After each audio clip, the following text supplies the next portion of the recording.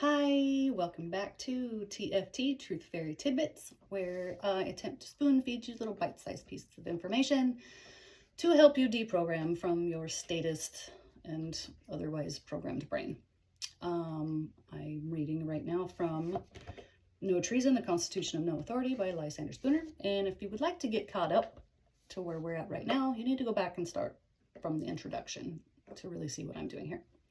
So, this one's going to be short. I'm just going to read a quick section. We're talking about treason and how the idea of being against your government is somehow treasonous. It's not. So, picking up where we left off. Always got my frog in my throat. Here we go. The Constitution says, treason against the United States shall consist only in levying war against them or in adhering to their enemies, giving them aid and comfort. This is the only definition of treason given by the Constitution, and it is to be interpreted, like all other criminal laws, in the sense most favorable to liberty and justice. To determine, then, what treason is, in fact, we're not to look at the code's definitions of kings and czars and kaisers who maintain their power by force and fraud. We are to look at its true and legitimate meaning in our mother tongue as at its use in common life and what would necessarily be its true meaning in any other contract. The true and legitimate meaning of the word treason, then, necessarily implies treachery, deceit, breach of faith. Without these, there can be no treason. A traitor is a betrayer, one who practices injury while professing friendship. An open enemy, however criminal in other aspects, is no traitor. Neither does a man who has once been my friend become a traitor by becoming my enemy, if before doing me an injury, he gives me fair warning that he has become my enemy. Our fathers were certainly not traitors after the 4th of July, 1776, since on that day they gave notice to King of Britain that they repudiated his authority and should wage war against him. Men are not traitors who take up arms against the government, provided they do it either to resist the usurpations of the government or to resist what they sincerely believe to be usurpations. Excuse me. It is a maxim of law that there can be no crime without a criminal intent, and this maxim is applicable to treason as to any other crime. Our fathers were not traitors for resisting the British crown, and consequently not traitors within the meaning of the Constitution. Okay, continuing on. So he gets into, I'm not going to read all of it because it gets a little wordy.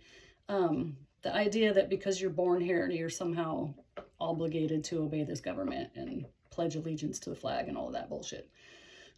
So, on that point, there is not in the Constitution a syllable that implies that persons born within the territorial limits of the United States have allegiance imposed upon them on account of their birth in the country. And he goes on to explain that even further. And we'll keep coming back to the idea of consent, because as the Constitution professes to rest wholly on consent, no one can owe allegiance, service, obedience, or any other duty to it or to the government created by it, except by his own consent.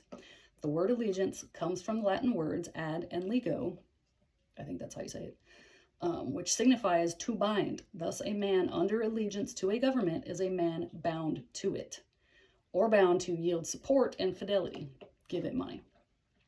No one but himself can bind anyone to support any government. Our Constitution concedes that it derives its authority wholly from the consent of the people. So, when did you give consent? Because I'm pretty sure they didn't ask you when you popped out your mama. Do you pledge allegiance to the flag? No. The Constitution says nothing about it being bound on every person born here just because you're born here. So, final point on that, which this is funny when you think about it.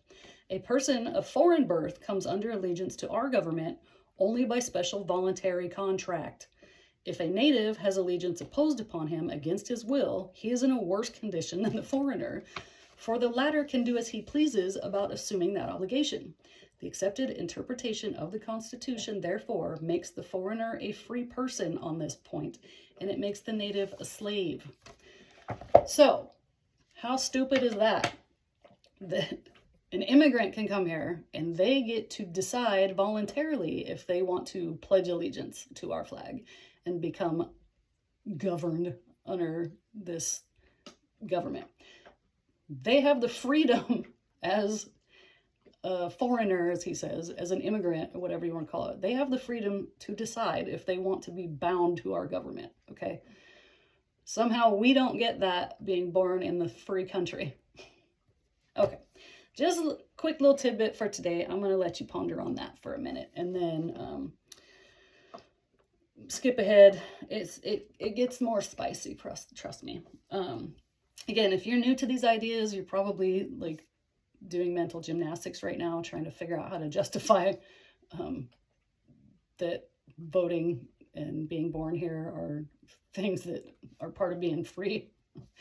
So yeah, I suggest you go back and start from the beginning and catch up to where we are, and it'll start to make a little bit more sense. And then next week, I'm going to be going on vacation.